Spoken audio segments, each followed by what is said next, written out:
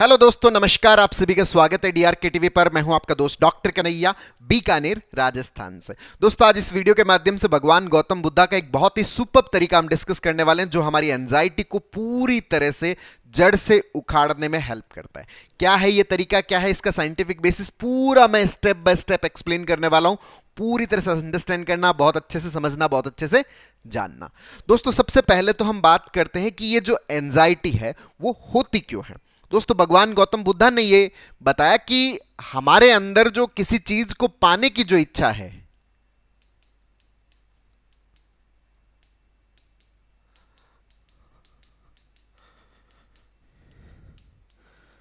अब किसी चीज को पाने की इच्छा वो तो हम सब में होती है, उससे तो कोई प्रॉब्लम नहीं है। प्रॉब्लम कब होती है कि हमारे अंदर किसी चीज को पाने की इच्छा होती है। अब यहां पर या तो ये होता है कि हमारी जो इच्छा है उसके अनुसार हमें चीजें मिल जाती है।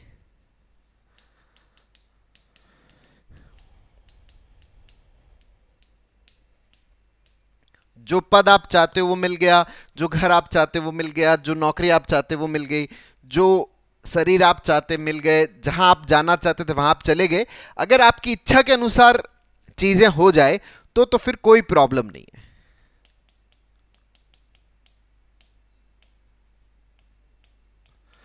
ये तो है नॉर्मल चीज। अच्छा, दिक्कत कब होती है? जब चीजें नहीं मिलती।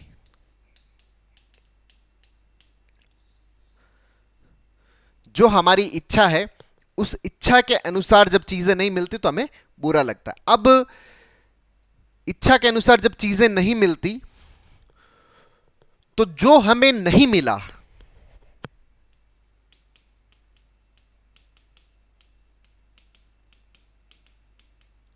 जो हमें नहीं मिला उसको हम पाने की कोशिश करते हैं।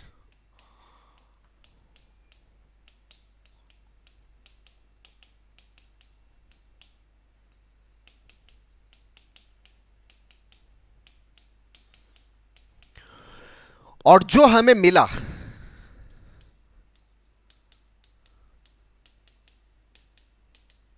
उसको हम स्वीकार नहीं कर पाते।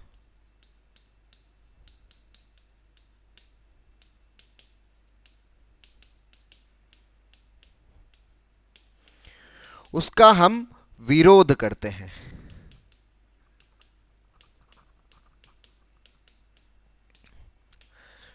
अब यहां पर एक चीज बहुत अच्छे समझने की है कि जो हमें नहीं मिला, तो जो नहीं मिला उसको तो हम पाने की बहुत ज्यादा कोशिश करते हैं, और जो हमें मिला उसको हम स्वीकार नहीं कर पाते, एक्सेप्ट नहीं कर पाते, उसको हम क्या करते हैं?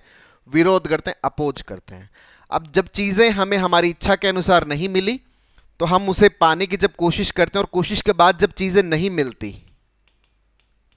तो ये हमारी जो ईगो है, हमारा जो अहम है, उस अहम को क्या करता है?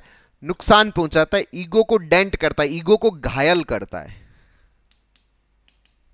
हमारे अंदर हार की फीलिंग पैदा होती है, और ये जो हार की फीलिंग है ये बड़ी पीड़ा देती है, बड़ी तकलीफ देती है। और जब ये तकलीफ देती है तो हम और प्रयास करते हैं कि चीजें हमें मिले, और जब नहीं मिलती तो हम लगातार लगातार क्या करते हैं? इसके अंदर प्रयास करते रहते हैं, और प्रयास करते करते हमारा जो दिमाग है वो इसी के अंदर क्या हो जाता है? हमारी जो कॉन्शियस है वो इसी के अंदर स्टक हो जाती है, और हमारा जो दिमाग है वो ओवर थिंकिंग में चला जाता है कि जो मैं चाह रहा था वो पद मुझे नहीं मिला, जो नौकरी में चाह रहा था वो नौकरी नहीं मिली, जो पार्टनर मैं चाह रहा था वो पार्टनर मुझे नहीं मिला, जिस परिवार में जन्म चाह रहा था उस परिवार के अंदर जन्म नहीं मिला, जिस जगह पर जन्म चाह रहा था वो जगह नहीं मिली, जैसा रूप चाह रहा था वैसा रूप नहीं मिला, जैसे बाल चाह रहा था वैसे बाल नहीं मिले, जैसे मेरे चेहरे का स्ट्रक्चर होना चाहिए था वैसा स्ट्रक्चर नहीं मिला। मैं एकदम टेंशन फ्री रहना चाहता हूं। अच्छा, टेंशन फ्री नहीं रह पा रहा। मैं चाह रहा हूं कि सब पॉजिटिव पॉजिटिव हो, लेकिन सब कुछ पॉजिटिव पॉजिटिव नहीं हो रहा। मैं चाह रहा हूं कि कुछ भी खराब ना हो, फिर भी खराब हो जाता है। मैं चाह रहा हूं नुकसान ना हो, फिर भी नुकसान हो जाता है। मतलब जो चीजें मैं चाह रहा हूं वैसी चीजें मुझे नहीं मिल रही, तो मेरा जो दिमाग है वो किस में चला जाता है? ओवर थिंकिंग में। और जब आपका दिमाग ओवर थिंकिंग में जाता है तो ऑक्सीडेटिव स्ट्रेस क्रिएट होता है।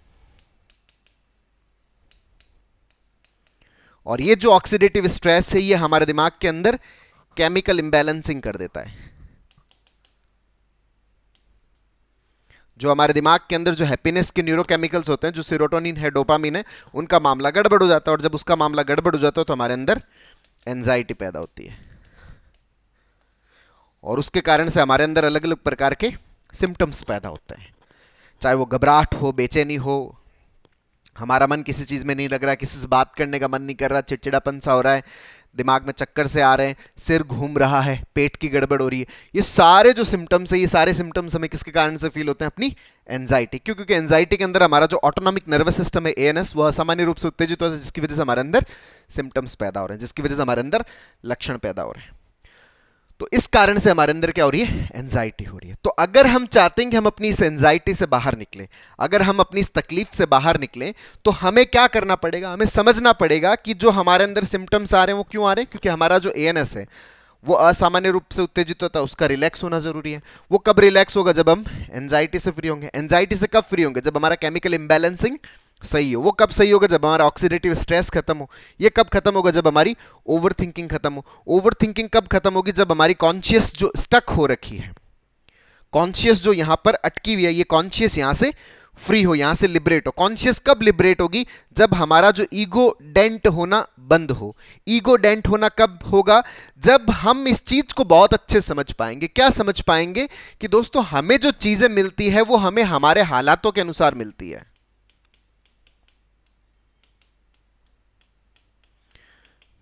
हमें जो चीजें मिलती है वो हमारे हालातों के अनुसार मिलती है। अब मान लीजिए कि मेरे हालात 10 नंबर के हैं, तो मुझे जो चीजें मिलेगी वो चीजें मुझे 10 के हिसाब से ही मिलेगी। लेकिन मेरी जो इच्छा है, मेरे दिमाग के अंदर जो कहानी बन रखी है, वो दिमाग चाहता है कि मुझे 100 के हिसाब से चीजें मिले। हालात 10 के हैं तो चीजें तो 10 के हिसाब से मिलेगी ना। लेकिन मेरा यूं मानना है कि नहीं, मुझे तो 100 के हिसाब से मिलना चाहिए, तो वो 100 के हिसाब से अभी मिलना पॉसिबल नहीं है। किसी भी सूरत में अभी मिल नहीं सकता। जब वो मिल नहीं सकता तो मैं लगातार उसको उसी मोमेंट में पाने की कोशिश करता हूं। नहीं, अभी मिलना चाहिए, अभी होना चाहिए। मेरा जो स्टबनेस है, मेरा ये जो जिद्दीपन है, ये जिद्दीपन मेरी कॉन्शियस को क्या कर देता है? स्टक कर देता है, जिसकी वजह से मैं किस में चला जाता हूं? एंजाइटी के अंदर चला जाता हूं। और ये जो एंजाइटी वो मेरे भीतर क्या पैदा करती है? तकलीफ पैदा करती है। तो मुझे इस बात को बहुत अच्छे समझना पड़ेगा, मुझे इस चीज को बहुत अच्छे समझना पड़ेगा कि जो चीजें मुझे मिल रही है, जो चीजें मुझे मिल रही है, वो चीजें मुझे मेरे हालातों के अनुसार, मेरी सिचुएशंस के अनुसार मिल रही है। जो कैपेबिलिटीज है, जो परिस्थितियों की उपलब्धता है, उस उपलब्धता के अनुसार मुझे चीजें मिल रही है। और जो परिस्थितियों के अनुसार जो चीजें मिल रही है, जो कैपेबिलिटीज के अनुसार जो चीजें मिल रही है, वही सबसे बड़ी रियलिटी है, वही सबसे बड़ी सत्यता है उस पर्टिकुलर मोमेंट की। तो जो उस पर्टिकुलर मोमेंट में मुझे जो मिल गया, उसको मुझे क्या करना होता है? स्वीकार करना होता है, उसको मुझको एक्सेप्ट करना होता है। उसको मुझे क्या करना होता है? स्वीकार करना होता है, एक्सेप्ट करना होता है। और ये बात को समझना होता है, इस बात को अंडरस्टैंड करना होता है कि मेरे हालात ये नहीं हैं, अभी परिस्थितियां वैसी नहीं, अभी सिचुएशंस वैसी नहीं, अभी हालात वैसे नहीं है कि मुझे 100 के हिसाब से चीजें मिले। मुझे इस बात को समझना पड़ेगा, अंडरस्टैंड करना पड़ेगा, इस रियलिटी को समझना पड़ेगा। जब मैं इस रियलिटी को समझूंगा, जब इस रियलिटी को मैं अंडरस्टैंड करूंगा, तो जो मुझे मिला, उस मिला के अंदर मैं क्या महसूस करूंगा? संतुष्टि महसूस करूंगा, सेटिस्फैक्शन महसूस करूंगा, जब मैं इसको स्वीकार करता हूं।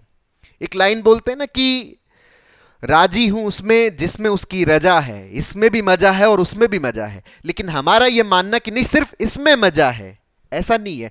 इसमें मजा है, इसमें भी मजा है, सब चीजों में मजा ही मजा है। लेकिन हमारा यह मानना कि नहीं, यही मिलेगा ना तो ही मजा है, नहीं इतनी हाइट होगी ना तो ही अच्छा लगेगा, चेहरा अगर गोरा होगा ना तो ही मजा मिलेगा, शरीर एकदम ऐसा होगा ना तो ही मजा मिलेगा, उस नौकरी में जाऊंगा ना तो ही मजा मिलेगा, अगर वो सैलरी मिलेगी ना तो ही मजा होगा, उस घर में रहूंगा ना तो ही मजा होगा, इतना बड़ा घर होगा ना तो ही मजा होगा। ये जो हमने मजे की जो परिभाषा बना रखी है, ये मजे की परिभाषा फिर हमें इससे मुक्त नहीं होने देती। हमें इस बात को समझना पड़ेगा, अंडरस्टैंड करना पड़ेगा कि मजा जो है वो तब आता है जब आप चीजों के अंदर इन्वॉल्व हो जाते हो, इंगेज हो जाते हो। इंगेजमेंट तब आता है जब आप चीजों को स्वीकार करते हो, जब आप चीजों को एक्सेप्ट कर लेते हो। जो आपको मिल रहा है, जो आपके पास में अभी है वो परिस्थितियों की वजह से है। जो हालात अभी के जो बन रहे हैं, आपको अगर 10 मिला है तो 10 के ही हालात हैं। इस बात को हमें समझने की जरूरत है। और अगर हम इसको समझ नहीं पाते, इसको हम अंडरस्टैंड नहीं कर पाते, इसके प्रति हमारी अवेयरनेस नहीं हो पाती, इसके प्रति हमारी जागरूकता नहीं हो पाती, तो हम क्या करते हैं, इस लड़ाई के अंदर चले जाते हैं।